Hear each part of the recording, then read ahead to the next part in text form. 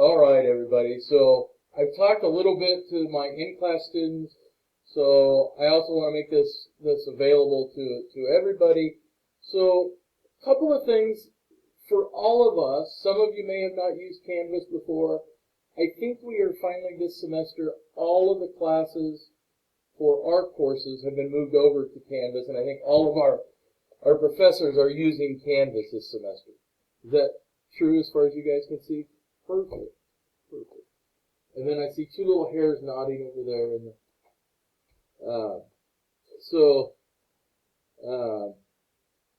There are some new things. We discovered some weird quirks, some oddities, and just things because we hadn't used it before. And we were literally, in some cases, like 2 weeks from fall and going, hey, let's put this in there. And so we've learned a lot of things and tweaks and modules and things. So bear with us a little bit. If something looks weird, send me an email, and we'll take a look at that. So I want to go over a couple of items. One, I kind of overloaded this class with content. Now, you guys don't all see that. So one of the things I want to make sure everybody realizes is it's subject to some change. So I don't know how far I can push you guys. So we're going to see how far we can. But I also realize that we may need to pull back some items a little bit as we get further into this course. So I'm going to click on the syllabus, and I actually have a copy of it up here in Word that maybe is a little easier to read. So I'll scale it up just a little bit for my purposes because apparently it's time to reorder new bifocals again. So our syllabus is a lot of templates. So if you guys hadn't figured that out, we get handed this template of stuff we are supposed to talk about. So there are some things I want to throw out and make sure you guys realize. So where I'm at, my name. The other weird thing, my first legal name is actually Kenneth. So in my PSC, and sometimes if you send out an email out of Canvas or somewhere, it shows Kenneth. And so if you're like, does he have a twin brother? No, the world doesn't need two of them. And so my name is actually Kenneth Bradley P. Griffin. But I only use it, and it only shows up in my PSC and on my driver's license. And I will say when I get stopped, not that I ever speed, because all shake your head and say yes, none of us are guilty of that. I figured I was going to do the whole, drunk test, because I got stopped a while back, and my brain was already spinning, because it was right before finals week, and I had a lot on my brain. And I get pulled over, and I hand the guy my driver's license and everything, and he comes up to the window, and he says, Kenneth, 3 or 4 times before it hits my brain that, oh, he's wanting to talk to me. So I'm sure he thought I was, either drunk or, been finding some magic mushrooms or something. So, if you see that Kenneth Griffin show up in an email or you see it in my PSC, that's actually me. Why we can't get that changed is a long story. All right, so my office, if you haven't found it, and you're on campus, it's right next door to the computer lab, TJ Majors 200. Now, let me tell you about the office hours. So I list them here. We have a contractual agreement to offer so many office hours a week. The weird thing about that is if I say, hey, I'm going to be here every Friday from 9 to 7 or something, and it's not in that contractual list, I'm still held accountable for it in terms of if I cancel it, I have to use a sick day or whatever else. So we only list, and most of us are this way, we only list our contractual hours. We're here a lot more times than that. So if you want to get a hold of me at some point, the best way to do it, send me an email and say, hey, I need to talk to you. Are you going to be on campus at this point? Or we can find a mutual time. If you're an online student sitting in I don't know, somewhere in Colorado, we can do Zooms, or we can do Skypes, or any kind of different technology, we can do the same kind of thing. My phone number now actually does have voicemail, and what I've discovered is if you leave a voicemail, I would probably get it within anywhere from 0 hours to 48 hours as an email. So if you phone me and leave a message and I don't get right back to you, send me an email. The email goes straight to my phone and to my watch and all over the place. So this is in some ways the best way. I threw my Zoom link in here also, so you guys have it when we want to construct a Zoom link. I've also been playing with Teams a lot, so you may see we also end up starting to use Teams. I'm not sure how long the college is going to pay for Zoom now that we also have Teams in there. There's some other stuff. So contact me, set up an appointment, set up a time, ask questions. Please do that. So what do you need for this book? So I'm trying something new. We're going to take all freely available information. So for our programming language that we've selected and some of the other content, I think I can put together enough stuff, or have put together enough stuff, that will work. And I found some other people's efforts, and so we've kind of meshed it all together, all this legal, open educational resources and things. There will be some software you need to install when we look at programming itself. So you will need a computer that's got the ability for you to add software. But we can also put that software, so when we look at Python itself, you can run it on a Mac, Linux, Windows, about anything. So the other thing that I think is really great, since we're going to take the money from you anyway, now everybody has Microsoft Office 365. So you have Word, PowerPoint, Excel, and those kinds of things already native, so we can work with those. So what are we going to do? So it's an introductory course, and so some of you, if you've done a lot of programming already, maybe a little, well, you'll be my classroom helpers at the beginning. What we're looking, though, is how do we use these programs, these structures, these algorithms to solve problems? Not necessarily even problems in programming, but how do we break down business problems so that you can solve them? So what I hope is you get out of here a basic structured programming techniques. You can evaluate solutions to reach a goal, appropriate concepts to solve a business problem. There are over 600 computer languages out there. Is there one best language for any purpose? Probably not. So how do I reach an end goal? And then some kind of algorithms. And algorithms are nothing more than a set of steps to solve a business or programming case. So that's really what we're looking for to get out at the end, is we're going to help you develop those skills to break apart a problem and then a way to solve it. So class will be conventional lecture a little bit. There's going to be some reading and then mostly hands-on things. So make sure you're willing to participate and find some time to do that. I would recommend finding a time other than Sunday at like 8 to noon or 8 to midnight. Because the problem with waiting until the last minute is it's hard to get information back out if you get stuck. The other thing I discovered is, as we code and the students have tried to code and in my own efforts of doing things, sometimes you need to plan some time because your brain will still continue to work out a problem while you take a breather, go outside, take a walk, go do something. So if all you've done is planned up to that last minute, it makes it a little harder. So I am going to try to record as much stuff as we can, so be sure that you look at those.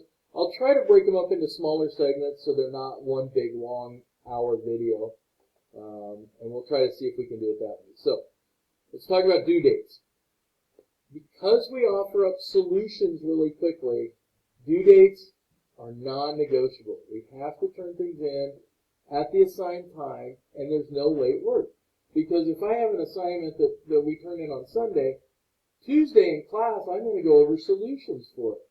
So if I've talked about how to solve a problem, it's not fair to let somebody turn it in then after the fact. So now, if you have a legitimate reason, so you get into a car crash, both legs are broken and both arms, and the nurse has to feed you with a spoon, well, have the nurse contact me, and we will figure out a way to keep you caught up or a plan to get caught up. And some of that may be alternative assignments or other things. So just something to be aware of. Let me know what's going on, and we can, as long as we know in advance or as soon as possible, we can work around you. Don't be the student. I had a couple this year that last year at finals week contacted me and said, "Hey, I got sick at the beginning of the semester, and I just never went to class after that. So is there anything I can do to pass?" No. So don't be that. So all weeks are going to end 11:59 p.m. Central Standard Time. So the only exception to that are the discussion boards. Now, the discussion boards, if you're going to participate, you need to have it done a little earlier than that. So what I'm going to suggest is by Friday, I will not mark you off it if it is Saturday morning, but if enough people don't sign in and post responses, it's hard to get a response back out of other students. So, one other thing about Sunday nights and your scheduling. So typically on Sunday nights, I'm also on a bowling league. So I'm not around Sunday night from like 5 o'clock until 10 o'clock or so. Because the other thing I do is I have some weird childcare things. So often I'm bowling and then running from Lincoln down to Falls City or down here to Auburn. So Sunday nights, if you wait until then, it's going to be a delayed response. So I would encourage you to look at those as early as possible. So those learning objectives we had up there ahead of time, I've kind of broken down some of the assignments into those.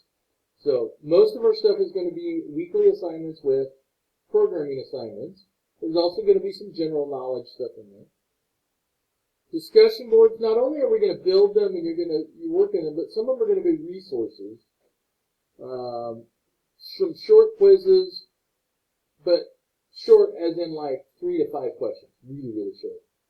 A midterm project, and a final that's right now my brain is there is some content knowledge. There also is going to be a take home prior to the final programming assignment that you're going to then plug into the final. So our conventional grading scale, 90 through 60. However, the grades are weighted a little bit. So the problem with this, it doesn't always reflect really well in the grade book until I'm done.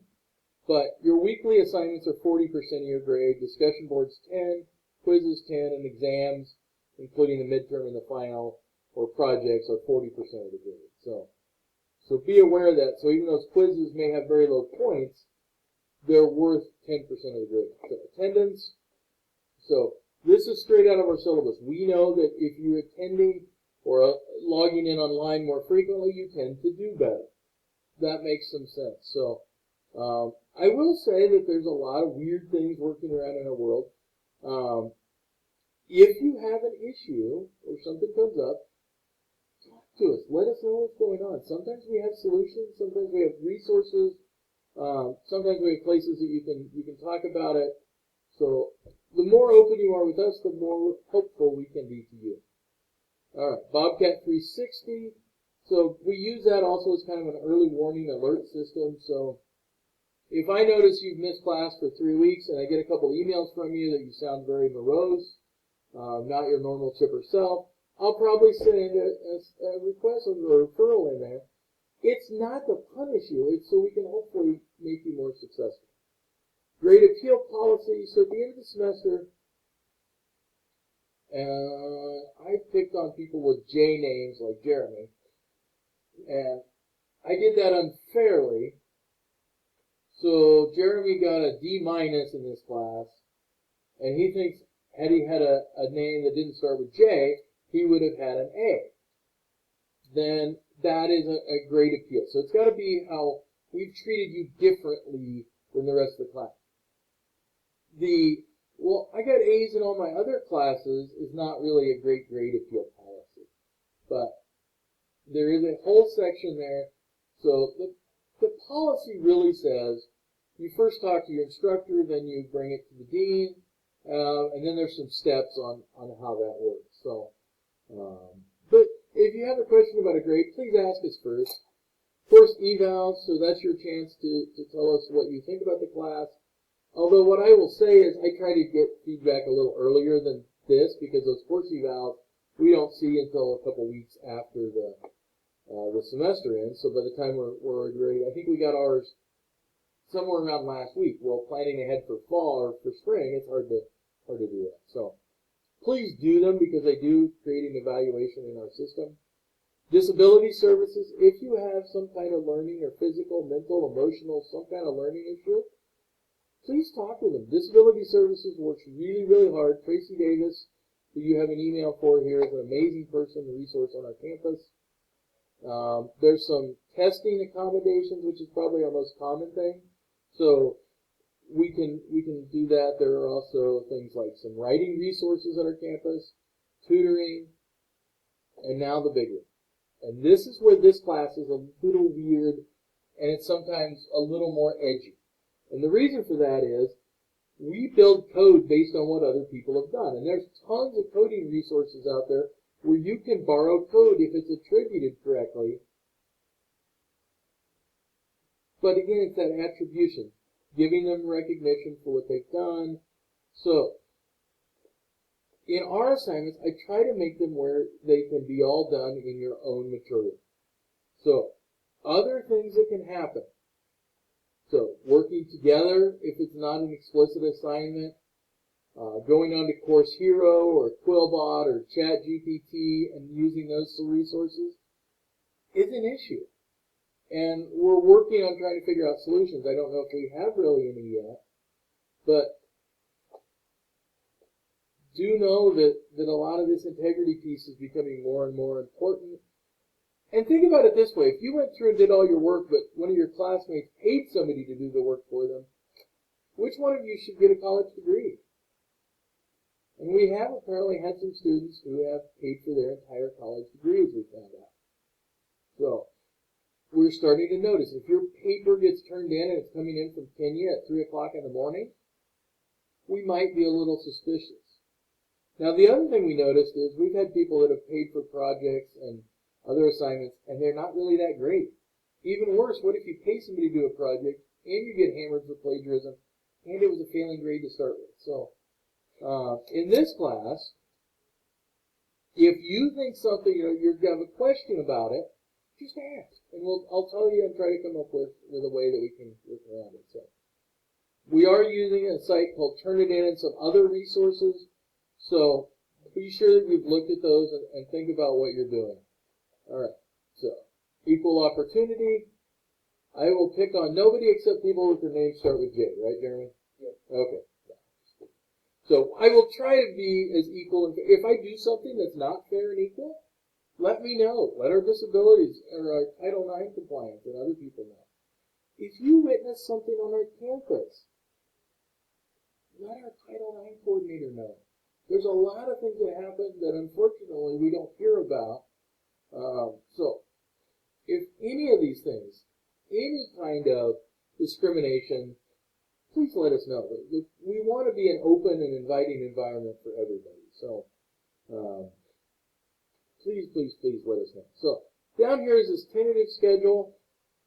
And so if you look at this, we scroll through and we've got different modules in here and discussion boards and homework.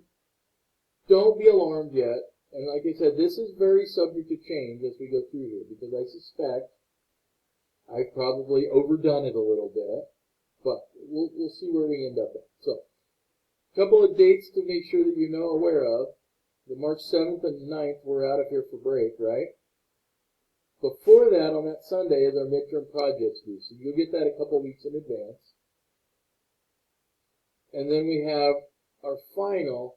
Now, because this is a blended class, we're going to have that final due at the end of the business day of Thursday, May 4th. So I will not make you come to campus if you're an on-campus student just to do this. It will be available where we can do it every time. All right. Other pieces in here, this time commitment. So what we anticipate is about 140 hours of work for this class. Now, does that mean if you keep a stopwatch and you hit 140 hours, you just stop? No, because this is a highly variable number. What we would like, it's called the Carnegie method, is every credit hour should be worth X number of hours of effort and work. So we try to get to around 135, 140 hours. So that's where we come up with every hour you spend in class, you spend 2 hours outside of class. It's not always as great, and especially when we start getting people in here. People are variable. One person may do really well and get through in 12 hours in a week. One may take 25 hours in a week, depending on what we're doing. So take this with a grain of salt. This is kind of my expectations. but sometimes it may be longer, sometimes it may be shorter. So we put that in there and we try as best we can to make this model fit. All right, any questions on the syllabus real quick?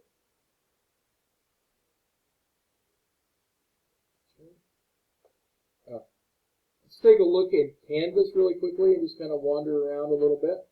So week 1, I really devoted to, maybe you can see the same thing, right? You see the same thing. You don't need all my extra gunk in there. So I have history of programming, history of computer programming and assignment, history of Python, and then a little quiz. So again, it says it's 4 points, but remember that portions out. And then I have some notes about ethics and security. So we haven't even gotten into Python yet. We're really just kind of setting that boundaries of where we're going to go. So what I would like for everybody to do for Thursday, because I know that we're just coming in here, this is going to be the substitute for our book. And I have some other assignments in here. They get a little more reading. But to start out this week, if you guys could do 2 things for me. I need you to read the history of programming notes and the history of ethics. And I need you to go to the discussion board, if it magically appeared. Oh, no, my introduction post is now gone. Interesting. All right. I will have a discussion board introduction post here so that we can get to know all of you a little better. So I just want to know, what have you done? What are your hobbies? Those kinds of fun things. So I will post that back up. I'm not sure what I did to make it go away. But it should be up there. And then on Tuesday, we'll introduce you a little more to Python. We'll start talking about how we're going to install it, what it looks like, and kind of some of these shell ideas that we're going to look at. All right, so we're going to start out kind of nice, slow, get everybody on board. And we also have to talk about why we chose Python, so we'll talk about that a little bit then on Thursday. Any questions?